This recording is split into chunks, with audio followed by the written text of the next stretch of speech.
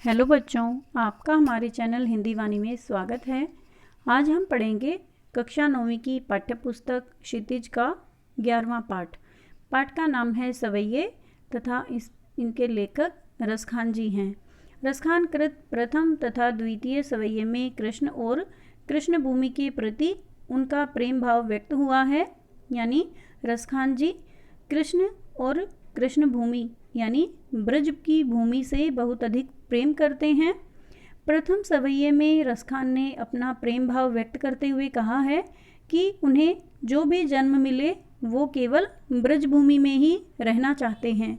यदि वे पशु बने तो वे रोज़ नंद की गायों के बीच चरना चाहते हैं, यानी वो भी गाय बनना चाहते हैं।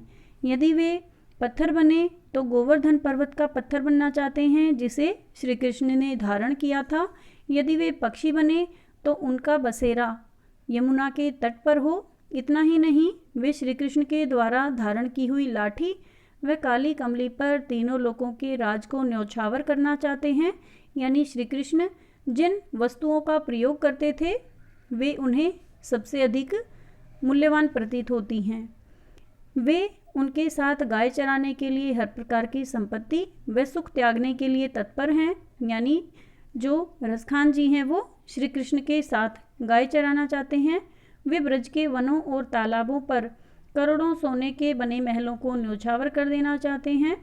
तीसरे सवैये में कृष्ण कवि ने श्री कृष्ण के रूप सौंदर्य के प्रति गोपियों की उस मुग्धता का चित्रण किया है जिसमें वे स्वयं श्री कृष्ण का रूप धारण कर लेना चाहती हैं। वे श्री कृष्ण का मोर पंखों से बना हुआ मुकुट, उनकी माला, पीले वस्त्र, लाठी सब कुछ धारण करना चाहती हैं, परंतु उनकी मुरली को धारण करना उन्हें स्वीकार नहीं है, क्योंकि गोपियाँ ये मानती हैं कि मुरली ने ही उन्हें यानी श्री कृष्ण को गोपियों से दूर कर दिया है, इसलिए वे मुरली को अपना दुश्मन मानती हैं। चौथे सवैये में श्री कृष्ण की मुरली की धुन और उनकी मुस्कान के अचूक प्रभाव के सामने गोपियों की विवशता का मार्मिक वर्णन किया है। यानी श्री कृष्ण की मुरली की धुन और उनकी मुस्कान जो है वो गोपियों को बहुत अधिक विवश कर देती है। वे श्री कृष्ण से प्रेम किए बिना नहीं रह पाती हैं। अब हम इसके सवैये अर्थ सहित व्याख्या सहित पढ़ेंगे। पहला सवैया है, मानुष हो तो वही रसखानी बसो ब्रज गोकुल गाँव के ग्वारन। जो पशु हो तो कहा बस मेरो, चरो नित नंद की धेनु मंझारन। पाहन हो तो वही गिरी को जो, कियो हरिछत्र पुरंदर धारन। जो खग हो तो बसेरो करो, मिली कालिंदी कूल कदम्ब की डारन। महाकवि रसखान जी का कथन है कि हे प्रभु, यदि मैं अगले जन्म में मनुष्य बनूं तो मेरा निवास ब्रज हो या गोकुल के ग्वालों के साथ हो। यानी वो या तो ब्रज भूमि में निवास करें या गोकुल के ग्वाले बन जाएं। यदि वे पशु बने तो उनका बस यही कहना है कि वे रोज नंद की गायों के साथ चरना चाहते हैं। यानी वो ऐसी गाय बन जाना चाहते हैं जिसे जो ब्रज भूमि पर चरती हैं तथा जिन्हें गोकुल के ग्वाले या श्री कृष्ण चराते हैं।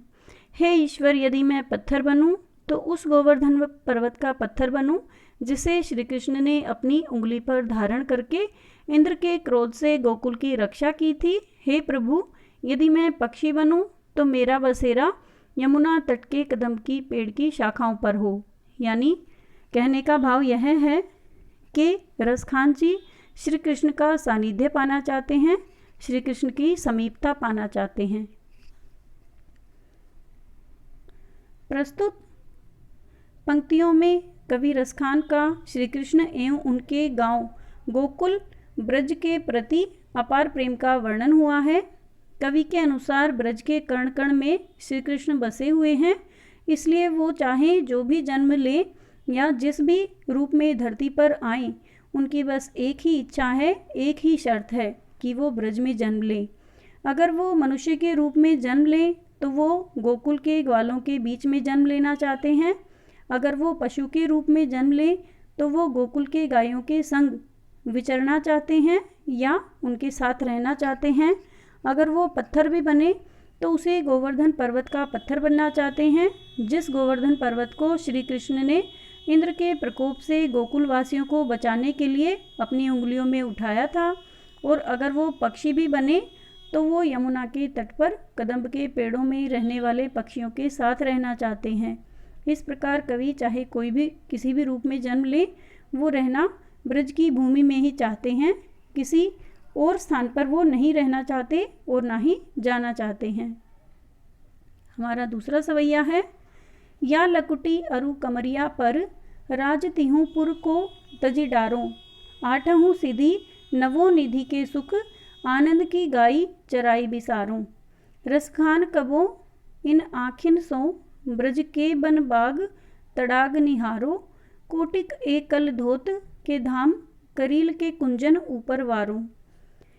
प्रस्तुत पद में कवि ने श्री कृष्ण और ब्रजभूमि के प्रति अपने गहन प्रेम को व्यक्त करते हुए कहा है कि श्री कृष्ण की लकुटी यानी लाठी और कंबली यानी कंबल जिन्हें श्री कृष्ण धारण करते थे, उन पर वो तीनों लोकों के राज्य के सारे सुखों को न्योछावर करना चाहते हैं।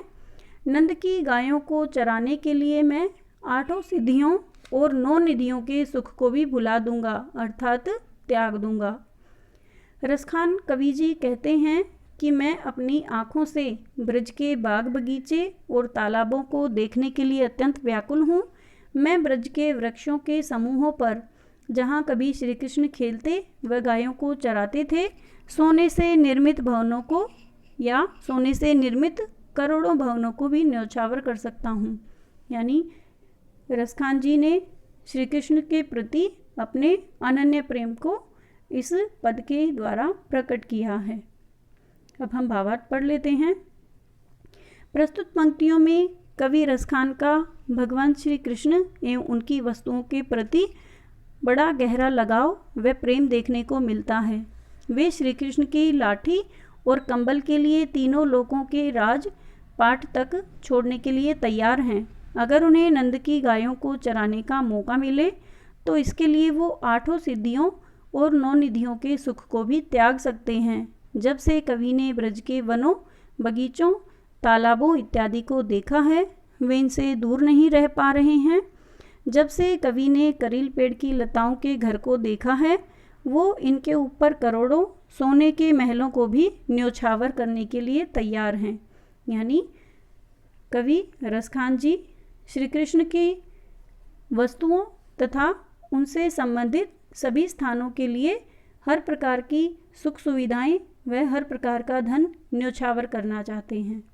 हमारा तीसरा सवैया है, मोर पखा सिर ऊपर राखी हूँ, गुंज की माल गरे पहिरऊँगी, ओढ़ी पितंबर ले लकुटी बन गोधन, ग्वारनी संग फिरोंगी, भाव तो वो ही मेरो रस खानी, सो तेरे कहे सब स्वांग करूँगी, या मुरली मुरलीधर की अधारन, धरी अधरा न धरूंगी।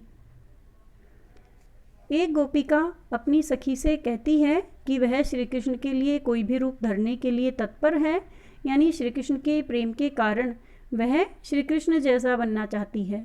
गोपी कहती है कि वह श्री कृष्ण की तरह ही मोर के पंखों से बना हुआ मुकुट सिर पर धारण कर लेगी। वह श्री कृष्ण के गले में सुशोभित होने वाली घुंघरुओं से बनी हुई माला को भी धारण कर लेगी। श्री कृष्ण की तरह ही हाथ में लाठी लेकर ग्वालों व ग्वालिनों के साथ जंगल में गायों के पीछे घूम लेगी, यानी गाय चराने जाएगी। रसखान ने बताया है कि गोपिका अपनी सखी से पुनः कहती है कि तुम्हारी कसम, मुझे श्री कृष्ण बहुत अच्छे लगते हैं। तेरे कहने पर मैं हर प्रकार से श्री कृष्ण का रूप धारण कर लूँगी, किंतु श्री कृष्ण के होठों पर लगी रहने वाली इस मुरली को अपने होठों पर नहीं रखूंगी। यहाँ गोपियों की सोतिया भावना का चित्रण हुआ है। वह मुरली को अपना दुश्मन और प्रतिद्वंदी समझती है। गोपिका यह सोचती है कि इस मुरली के कारण ही श्री कृष्ण ने गोपियों को भुला दिया है। गोपिका को श्री कृष्ण की मुरली अच्छी नहीं लगती, क्योंकि जब भी श्री कृष्ण मुरली को अपनी होठों पर बजाते हैं, अपने होठों से लगाकर बजाते हैं, तो वे गोपियों को भूल जाते हैं। इसलिए गोपियाँ मुरली के प्रति ईर्ष्या भाव रखती हैं, जिसे व्यक्त करना कवि का प्रमुख उद्देश्य है। अब हम इसका भावार्थ पढ़ लेते हैं।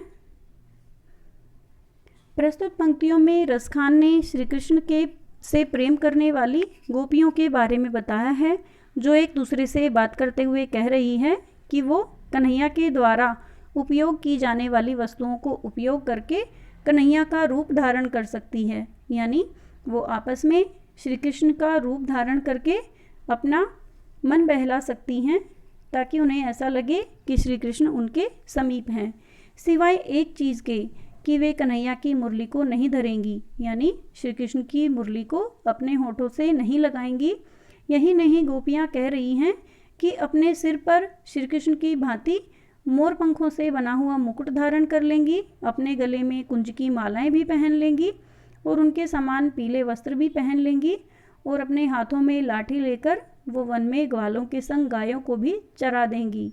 वह श्री कृष्ण हमारे मन को बहुत मोहक लगता है, इसलिए मैं तुम्हारे कहने पर यह सब कर लूँगी, लेकिन मुझे श्री कृष्ण के होठों पर रखी मुरली को अपने मुख पर रखने के लिए मत कहना, क्योंकि इसी मुरली की वजह से श्री कृष्ण हमसे दूर हुए हैं। अर्थात कहने का भाव यह है कि सभी गोपियाँ मुरली को अपनी दुश्मन या प्रतिद्वंदी समझती हैं, इसलिए वे उसका प्रयोग नहीं करना चाहती। हमारा चौथा पद है, काननी दे अंगुरी रहीबो, जब ही मुरली धुनी मंद बजे है, मोहनी तानन सो रसखानी अटा चढ़ी गोधन गहे तो गहे, टेरी कहो सिगरे ब्रज लोगनी, काली कोऊ कितनो समुझे है, माई रीवा मुख की मुस्कानी, सम्हारी न जहे न जहे न जहे। एक गोपिका का कथन है कि हे सखी, जब श्री कृष्ण अपनी मुरली मंद मंद ध्वनि में बजाएंगे तब मैं अपने कानों में अंगुली डाले रहूँगी। यानी गोपिका कहती है कि जब श्री कृष्ण अपनी मुरली बजाएंगे तो मैं अपनी कानों में उंगली डाल लूँगी, ताकि मुरली की आवाज़ उसे सुनाई ही न दे। फिर भले ही वह रस के सागर यानी श्री कृष्ण अट्टालिका पर चढ़कर मधुर तानों में गोधन राग के गीत गाते रहें तो गाते रहें, मैं तो ब्रज के सभी लोगों को पुकार पुकार कर कहती हूँ कि कल को कोई कितना ही समझाए, मैं श्री कृष्ण के मुख की मधुर मुस्कुराहट को नहीं संभाल पाऊंगी।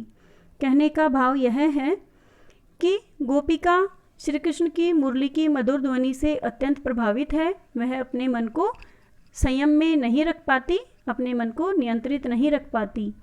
वह उसे जब भी सुनती है वह अपने आप को रोक नहीं पाती, इसलिए वह लोकलाज के कारण अपने कानों में अंगुली रख लेती है, ताकि उसको मुरली की आवाज़ सुनाई ही न दे और न ही वह श्री कृष्ण के पास जा पाए। यानी गोपिका चाहती है कि वह अपनी लोकलाज की रक्षा करने के लिए श्री कृष्ण की मधुर मुरली की आवाज़ को अब नहीं सुनेगी, अपने कानों को बंद कर लेगी, ताकि ना ही उसे मुरली की आवाज़ सुनाई दे और ना ही वह श्री कृष्ण के पास जाए।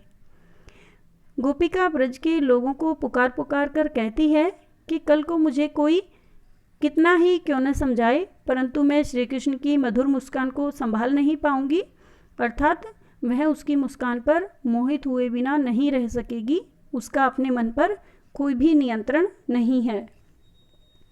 अब हम इसका भावार्थ पढ़ लेते हैं। कवि रसखान ने अपने इन पंक्तियों में गोपियों के मन में श्री कृष्ण के प्रति अपार प्रेम को दर्शाया है। वो चाहकर भी श्री कृष्ण को अपने दिलो दिमाग से नहीं निकाल सकती, हमेशा उन्हीं का स्मरण करती रहती हैं।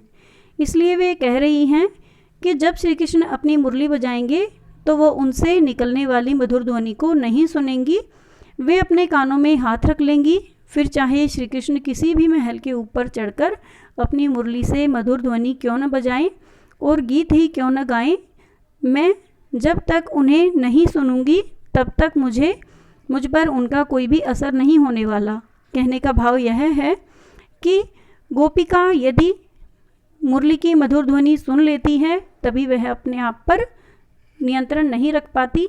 यदि वह उस ध्वनि को सुनेगी ही नहीं तो वह उसके प्रति आकर्षित भी नहीं होगी, इसलिए वह अपने कानों को बंद कर लेती है।